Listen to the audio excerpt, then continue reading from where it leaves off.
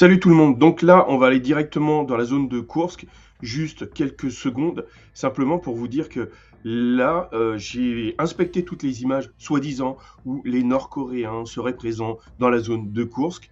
J'ai scruté toutes les images, non il n'y en a pas. En fait il n'y a aucune image qui montre que ce sont des Nord-Coréens. Donc en fait là ce que vous pouvez voir c'est la zone de Koursk. Je sais que les Russes sont passés, continuent leur offensive vers Soudzha pour couper les voies de la ligne de communication des Ukrainiens dans cette zone, mais il n'y a pas de Nord-Coréens pour l'instant indiqué dans une vidéo. Donc je n'ai rien vu de tout ça, donc on ne va pas s'étaler. Là, ça continue à grignoter tout doucement les positions ukrainiennes dans la zone de Koursk. On va aller voir rapidement dans la zone de Kupiansk. Voilà. Ici, vous voyez, zone la Kupiansk est ici. Et en fait, ce qui est important, ce qui est intéressant ici, c'est ça. C'est l'avancée des Russes dans la zone de Kupiansk. Pourquoi Parce que en fait, les Russes ont passé la rivière Oskol. Et en fait, si les Ukrainiens ne se dépêchent pas de résorber cette avancée russe, ils vont se faire déborder. Déjà, ils vont être coupés au niveau de la ligne de communication qui mène vers Kupiansk, du nord vers le sud. Mais en plus, ils risquent de ce que font les Russes à chaque fois, c'est l'encerclement. Donc, ils sont obligés à un moment de s'occuper de cette zone. Ça veut dire Qu'est-ce que ça veut dire concrètement? Ça veut dire qu'ils sont obligés de retirer des forces de Kupiansk pour que des soldats, s'occupent de ce débordement.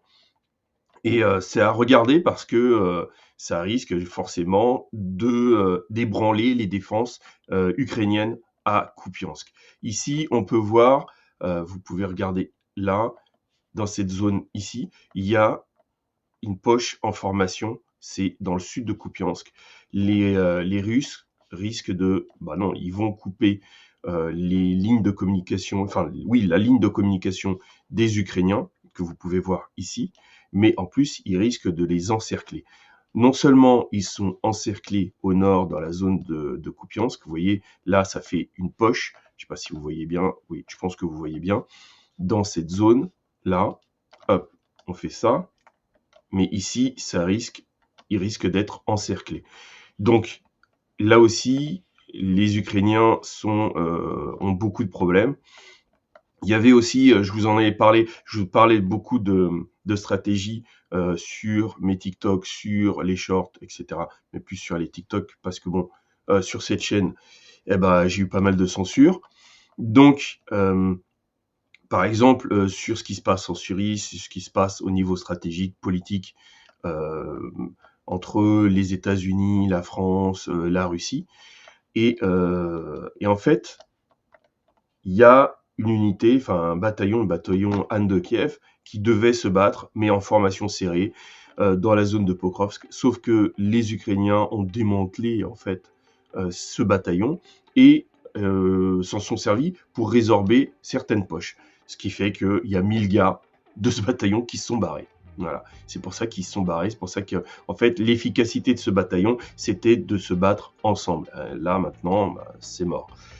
Ici, zone de Siversk, là, je vous indique, je pensais pas que les Russes passeraient dans cette zone-là. Pourquoi? Parce que, en fait, toute cette zone-là, c'est un marécage. Voilà, c'est un marécage. Donc, pour évoluer dans ce marécage, il faut vraiment que les Ukrainiens soient en manque d'effectifs pour qu'ils ne puissent pas réussir à retenir les Russes dans cette zone. Parce que depuis 2022, en fait, la zone ici, la zone de Siversk, n'a pas beaucoup évolué parce que c'est difficile d'évoluer. Je vous en avais déjà parlé plusieurs fois. Là, les Russes suivent la ligne de chemin de fer jusqu'à Siversk. Donc là, vous pouvez voir leur évolution pour aller, leur ligne d'avancée, d'attaque, c'est en suivant la ligne de chemin de fer dans la zone de Siversk. Donc on va plus au sud. Allez, là, on va aller dans la zone de Pokrovsk. Vous savez que les choses évoluent vraiment rapidement vers Pokrovsk. Là, Pokrovsk est ici. les Russes avancent voilà, en suivant bon, les lignes de communication. Là, ils vont chercher à encercler les Ukrainiens. Vous savez, la méthode russe, c'est de couper les lignes de communication des Ukrainiens. Donc c'est pour ça qu'ici, ils vont attaquer par là pour couper ces lignes-là et évoluer par là, couper Pokrovsk de son ravitaillement, de ses lignes de communication. Donc dans les choses là, on peut évoluer, on évolue, mais tout doucement. Là, ce que je voulais vous montrer, c'est vraiment vers le sud, c'est ici. Regardez. Là, on a vu que bon, dans la zone de Pokrovsk, de Kourakovo ou Karakove, les choses ont vraiment évolué. Ici, il me semble que bon, il y a une poche qui va se résorber, voilà, dans la zone de Stariterni, voilà. Donc là, les Ukrainiens vont devoir se rendre, ou alors ils vont devoir évacuer. C'est ici, ils n'ont pas le choix pour aller vers Konstantinopile ou Andrivka. Ils n'auront pas le choix de toute façon. Ensuite, on va aller un peu plus dans le sud de cette poche. Regardez, ici, voilà, la situation est dramatique. Voilà, les Ukrainiens sont ici.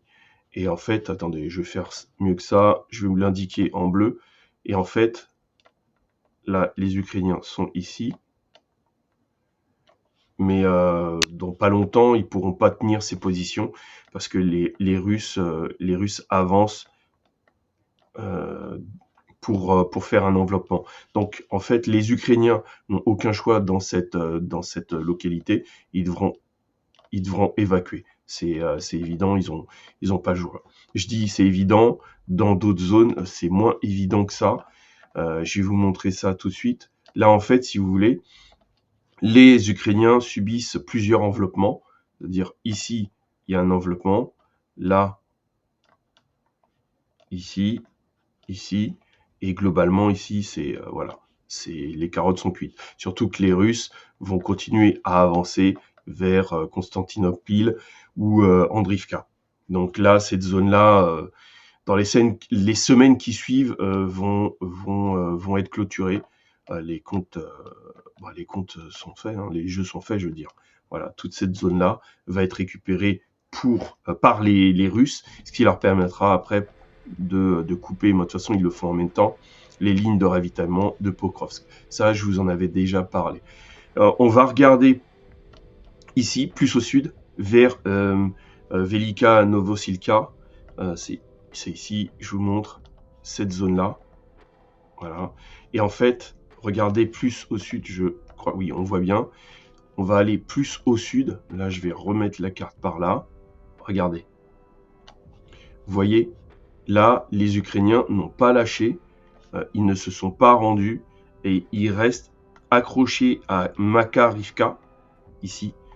Et le problème, c'est que du coup, en général, les Russes laissent passer un petit filet d'air pour que les Ukrainiens puissent s'enfuir, enfin battre en retraite. Mais là, en fait, les Ukrainiens ne sont pas partis et sont encore dans cette zone.